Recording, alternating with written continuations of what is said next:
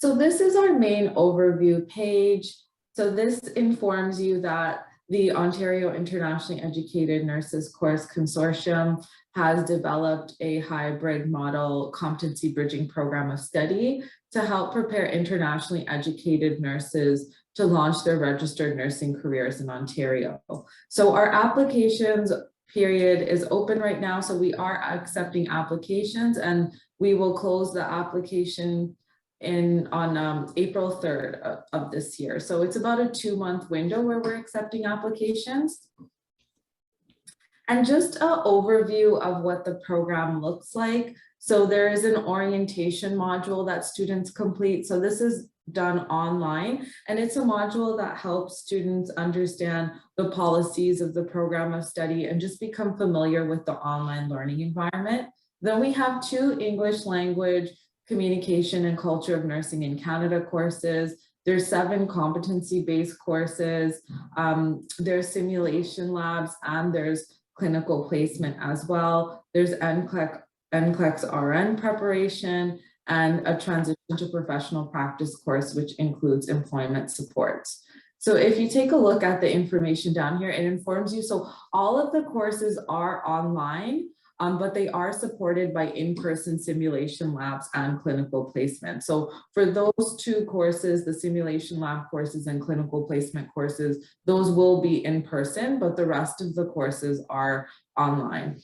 And there are a few things that every student needs to complete. So the 4 things that everyone will need to complete is the orientation module. So that's right at the beginning of the program of study, and that's to get you familiar with the program, the policies, the online learning environment. The other thing that all students need to complete is the Registered Nurse as Communicator 1 course and Registered Nurse as Communicator 2 course. So those are the 2 English language, communication, and culture of nursing in Canada courses. So those are mandatory. And the other mandatory piece is the transition to professional practice course.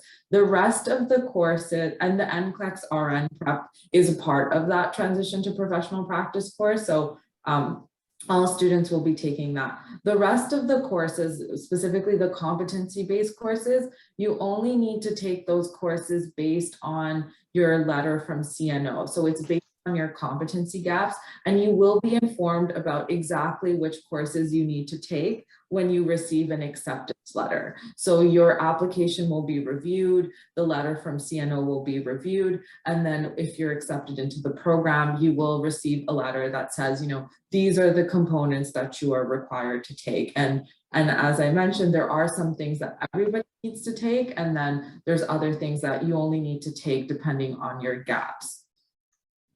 So basically what this program was designed to do, it's to help internationally educated nurses address their competency gaps that are outlined in the letters from CNO, so the Internationally Educated Nurses Competency Assessment Form.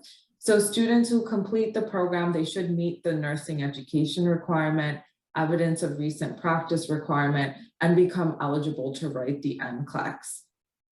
And as part of this program, we've developed some supports for students. We're really happy that we're able to provide these supports to help students with their individual learning needs. So we will have an English language advisor that will help students throughout their journey in the program with their English language and communication skills. We have course instructors, teaching assistants, mentors, and of course, we have Tina as well, who's our student advisor that will provide support. And during clinical placements, if you need to take clinical placements, you will be supervised by clinical instructors, preceptors, a clinical learning facilitator to ensure that you're practicing in a safe manner. And we really aim to have a culturally inclusive and responsive learning environment to support students. And there is academic advising available for students who are not successful in progressing forward, or maybe where this program is not a right fit. Like once you get accepted and you get in and you realize maybe it's not the right fit, then we will have academic advising for that as well. So that's kind of an overall overview. Now I want to go into the eligibility criteria. So what do you need to have in order to apply for the program of study? So here you must meet these criteria. So there are no exceptions. But just because you meet the criteria doesn't mean that you'll get in. This is a minimum of what needs to be met. So the first thing is you do need to have a letter from the College of Nurses of Ontario that states your gaps. So we need that letter, because if you don't have the letter, then we don't know what your educational needs are. So it's better that you're assessed by CNO so that you know this is a program that you actually need to take. So we do need the letter.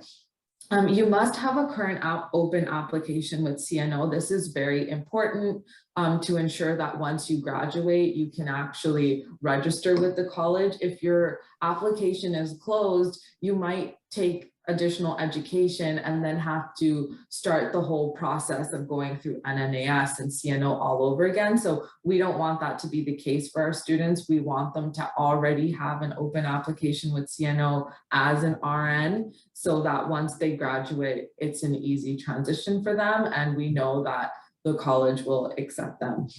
The other thing is proof of Canadian citizenship, permanent resident status, or authorization under the Immigration and Refugee Protection Act. So you do need to have proof of status. We don't accept work permits or study permits or visas. So you do need to meet one of these three criteria here. You must be a resident of Ontario, and you must be a resident of Ontario at the time of application. That's very important, and we do require proof for this as well. You must have English language proficiency, and we require proof for that as well. And I'll go over what some of these proof documents look like. You also must have a working knowledge of computer technology in order to use the online learning environment. You should have access to computer, internet, Microsoft Office. So as I mentioned, this program is mostly online. So it's very important that you have access to that technology to be able to complete the program. The program is online with some face-to-face components for those of you that need to take those components. Students will be required to do independent and group work. So that's really something to keep in mind, that when you're doing group work, you will need to work around other people's schedules to kind of find a time to get together. And applicants must meet the scheduling requirements and time commitments needed for the program of study. So this is a really important point before you apply or commit. Please make sure that you have the time and flexibility in your life to take this on. It is a huge undertaking. Even though it is part-time, there is work that needs to be done, and students do fail if they don't do the work. So we want to make sure that this is something that you can really accommodate in your life, and so put that as an eligibility criteria, because that's one of the main reasons why people are unsuccessful in the program, is they just underestimated how much work it was going to be, and they weren't able to pass the courses, or they dropped out because they weren't able to accommodate this in their life. So I really want to stress that point to ensure that, you are going to need to spend time on this, and you do have the time and the flexibility in your life to do this work. So as I mentioned, applicants must meet all of these criteria, but meeting it doesn't guarantee admission, because there are a limited number of seats. So we often get more applications than we have seats. So why this is sort of a minimum of what's required. So if you go to the how to apply page, that lists some of the proof that we accept. So here again, it's, you need to upload your letter from the CNO. That's required for the application. You need to upload one of these proofs of status. So this is, proof of Canadian citizenship, permanent residence, or, authorization under Immigration and Refugee Protection Act. So this lists the types of proof that we accept. So this will need to be uploaded in your application. This lists the type of proof of Ontario residency that we will accept. So that will need to be uploaded. So this is all like electronic copies. We don't do paper copies. It's all done through our website. And then proof of English language proficiency. So these are the types of proof we accept. It's really in line with what CNO accepts. So the CELBAN and IELTS scores, it's the same scores that CNO accepts. We also, like, if CNO has already told you you're proficient, we will accept that. So if you give us a letter that says, from CNO that says you're proficient,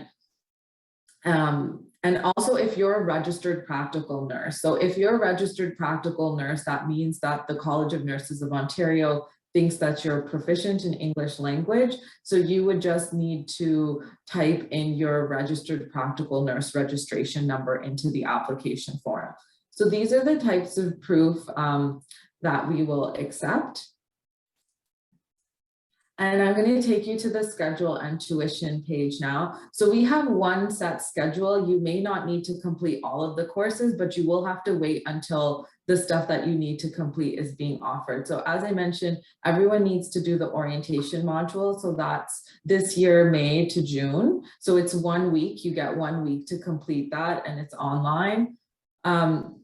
And then you start the first course. So all of you will need to do this. This is the Registered Nurse as Communicator course. So for the first semester, it's just one course, and it's between June and August. And we've designed it this way because almost all of our students are adult learners, and sometimes they've been out of school for quite a while. So it's just easier to help students transition when there's only one course offered in the first semester. So that's that. There's a computerized exam, so you don't need to study for this or anything. It's more of an assessment to see where you're at when you start the program in terms of your gaps and how likely you would be to pass the NCLEX. So this really assesses students. It's supposed to be like an NCLEX exam, and it assesses how well you would do on an NCLEX exam. And then it lists all of your knowledge gaps, and it gives you resources that you can use to address those knowledge gaps. So this will take place sometime in July, and you'll be given more information about this in the orientation module. And Tina will be the point person for this exam in terms of making sure that you're signing up for it and you have everything you need. And this is online as well. So on this final column here, it lists the tuition. So some of the components don't have a fee associated with it. So the orientation module, for instance, there's no fee. The HESI exam, there's no fee, but for the courses, there is a fee. So how much you're going to need to spend on tuition will really depend on which courses you need to take, which depends on your gaps. So that's why there is no kind of set fee. It's just a fee per course, and then it just depends on how many courses. So it's $650 per course. So the next semester, all of you will need to take. So far, these these 4 things you all will need to take. So Registered Nurse as Communicator, that's the other required course, and that will take place this fall, so fall to December. And then starts some of the optional components that are based on your gap. So this is a competency-based course, competency-based course, competency-based course. So these are all going to be dependent on your gap letter. Same with the clinician course. So the clinician course, it kind of has 3 components. So there's the theory part that's done online, and then there's the simulation labs that's done in an actual lab facility. So, and these are the dates, and this is in person. So these dates will be dates that you will have to accommodate and be at a lab facility in person for the full day, usually from 8 a.m. to 5 p.m. is how long the labs run. And these are over weekends. So this is a weekend in May, it's a Saturday, Sunday, and this is a weekend in June, Saturday, Sunday. So you'll need to be there in person if you need to take this course. So, and the other part of that course is the in-person clinical placement. So this will take place in a hospital, and these are very intensive clinical placements. So you'll need to be doing 3 12-hour shifts for 6 weeks. So that'll be 36 hours a week for 6 weeks, 3 12-hour shifts. I don't know the exact dates and times. That won't be determined until about a month before the course is offered. Unfortunately, that's just how the process is across the province. We don't know very far in advance exactly the dates and times, but that's kind of the general gist of it, or at least what we're planning right now. With the pandemic, things are really shifting and moving. So what you see in this schedule is what we're planning. What actually happens in reality could change, but we try to stick as best as we can to this schedule. But I just want, as a disclaimer, there may be changes moving forward based on, the pandemic restrictions and so on. So that's that. And this is kind of one course, but it's split into 3 parts. And it's got 3 tuition fees associated with it, but they are kind of, you need to take them together. So they are separate courses, but they come sort of as a package. So that's that. And then you start the clinician specialized course. So this comes as a package too. You would need to take these 2 together. Likely if you need to take one of the clinician courses, you will need to take all 3. So I'm just going to walk you through what they look like. So for this clinician course, there's the theory part of the course, and then there's the labs that are in person that you have to do at a facility. So again, these are the dates. It will be in October. It'll be over the weekend again. So Saturday, Sunday, Saturday, Sunday. So those are the labs. So for this one, there's no clinical placement. This clinician course only has a lab component. Then we get into another competency-based course. So this will depend on your gap letter. The transition to professional practice course is something that everyone will need to take. So this, you will be doing the NCLEX RN prep module. In this course, you'll be working one-on-one with the cover letter, resume, and interview skills advisor, and you'll be connected with other employment support. So this is like, offered towards the end, because it's really trying to prepare you now that you're going to graduate soon. You need to go out into the workforce, and it's trying to provide supports for you. So this doesn't come with a charge. There's no fee associated with it, but you do all need to take this because we really want to ensure that you're successful once you go out into the workforce. And so that's what this course is designed for.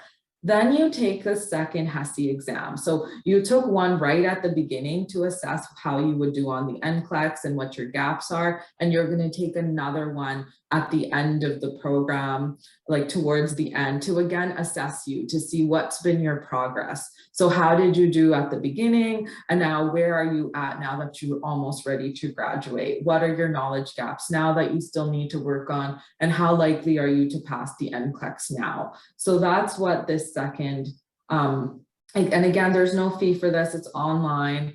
Then this is the final sort of clinician course that comes as a package. So again, you do the theory part of it online, then the sim labs, which are done in person at a facility. So these are the dates, again, Saturday, Sundays in May and June, from 5 a.m. from 8 a.m. to 5 p.m. And then the final clinical placement, this is done in a hospital. So this is in person. Again, it's intensive 6 weeks. So you'll be doing likely 3 12-hour shifts over those 6 weeks for a total of 36 hours. Usually the shifts are from 7 a.m. to 7 p.m. But again, don't quote me on this. I don't know the exact dates and times. We won't know that until about a month before. And with these with the first clinical placement course, it's a group clinical placement. So you'll be in a group setting with other students and you'll be supervised by a clinical instructor.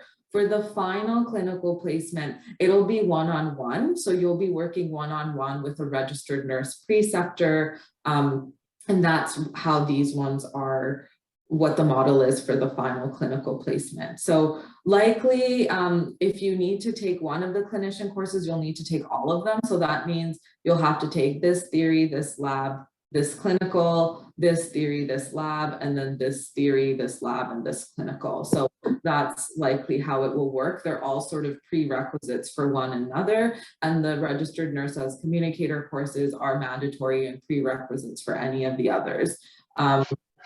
So that's that. So on top of the cost for tuition, there may be other costs that you'll need to incur as well. So that will be for textbooks, for instance.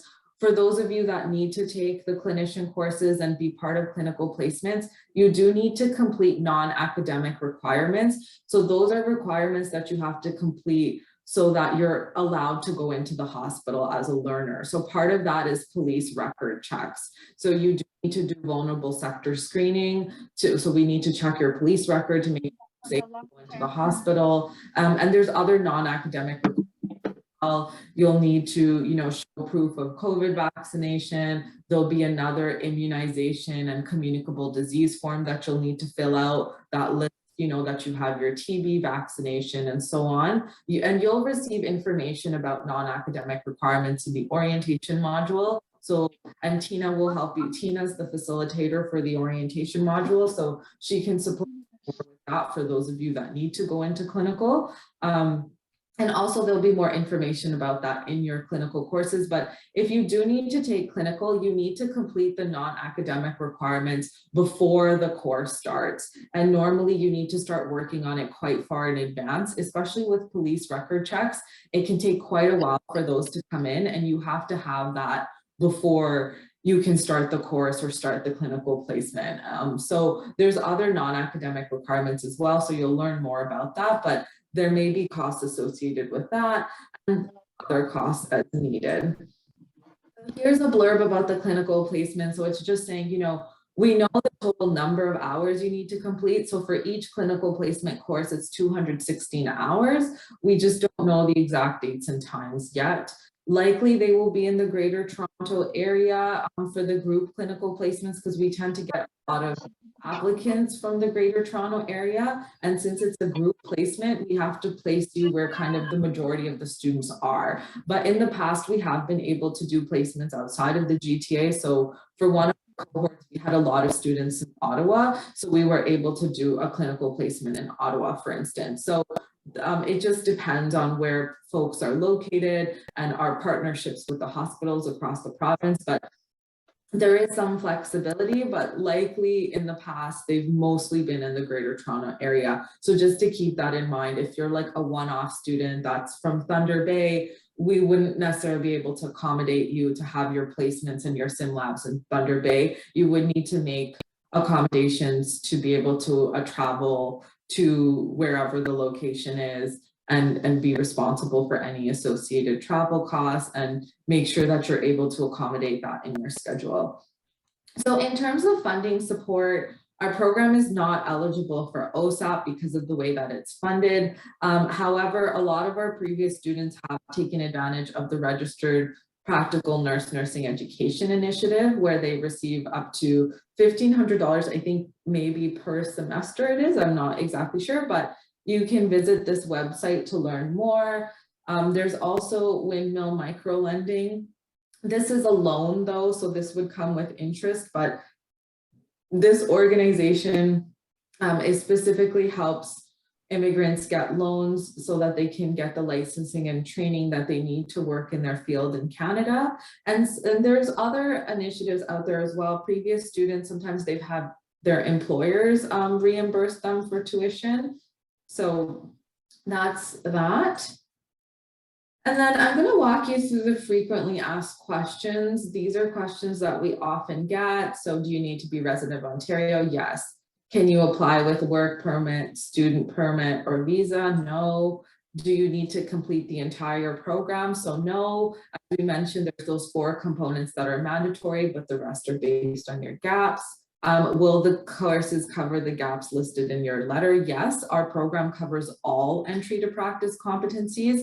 So it's suitable for anybody, like regardless of their gaps.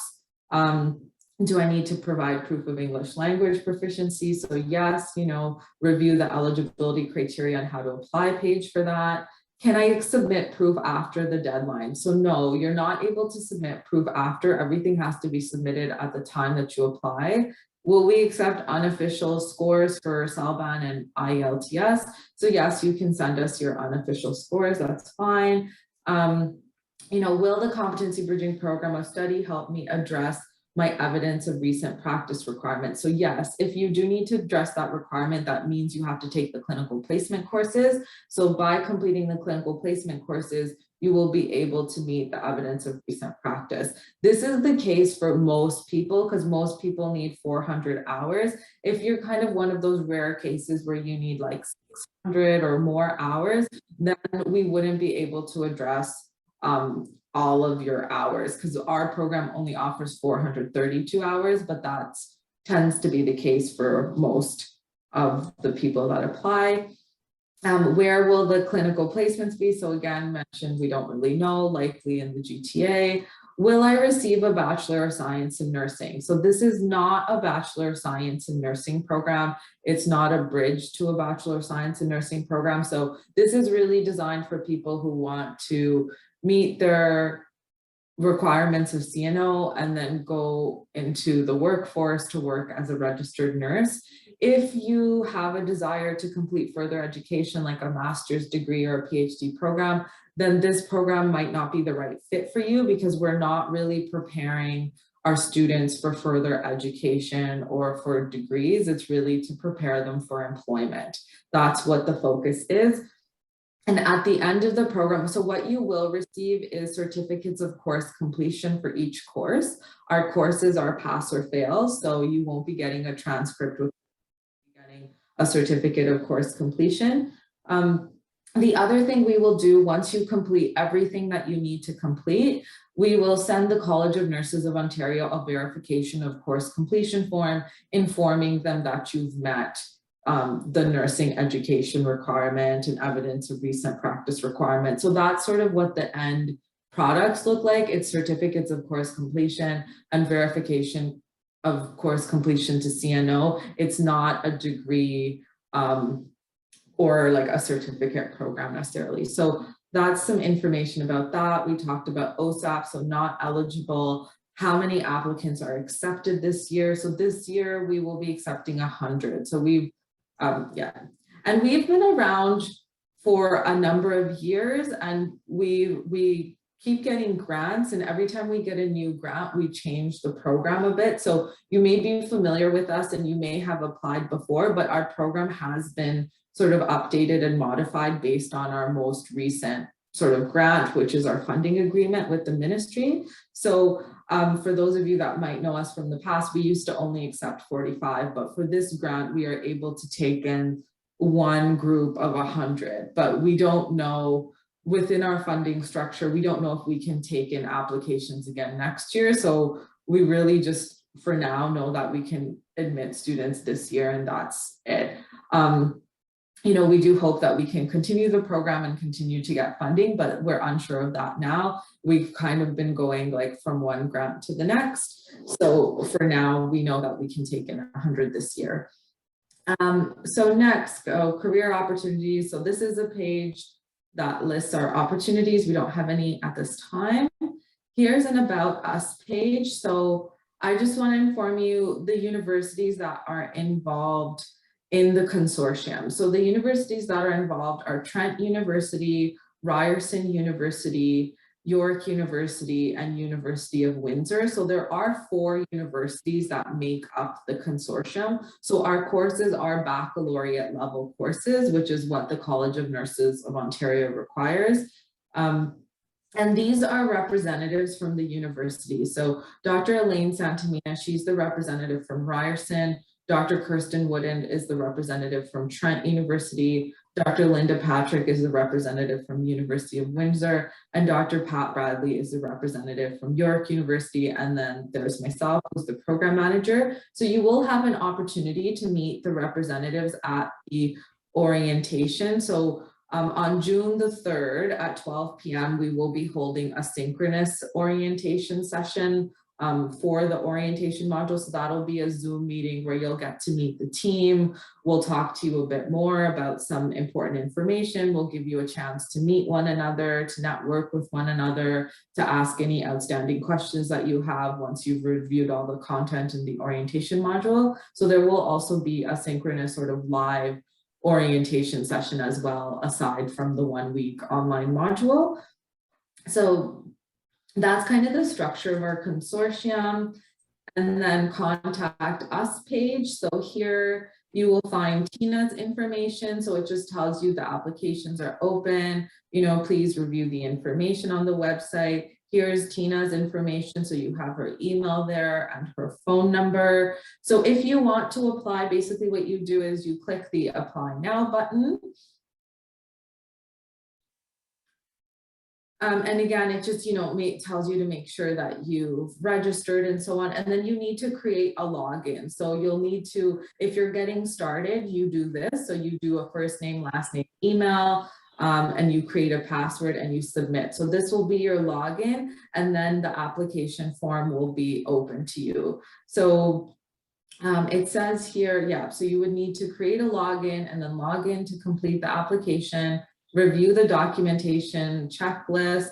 So you must submit all of the required documents. So if your application is incomplete, then it won't be processed.